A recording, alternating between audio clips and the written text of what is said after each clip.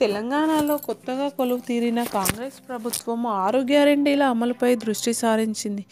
ఈ మేరకు ప్రజాపాలన కార్యక్రమాన్ని నిర్వహించి ప్రజల నుంచి అభయహస్తంలోని పథకాల కోసం దరఖాస్తులు స్వీకరించింది.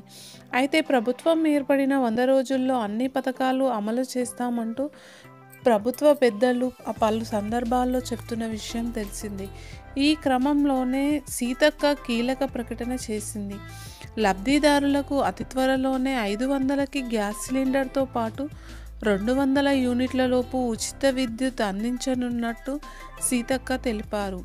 ఈ మేరకు కసరత్తు నడుస్తుందని వెల్లడించారు. ఇప్పటికే ప్రజాపాలన ద్వారా ప్రజల నుంచి దరఖాస్తులు స్వీకరించామని, వాటిలో అర్హులను గుర్తించి లబ్ధిదారులందరికీ సబ్సిడీ గ్యాస్ సిలిండర్తో పాటు 200 యూనిట్ల లోపు ఉచిత కరెంట్ అందిస్తామని సీతక్క స్పష్టం చేశారు.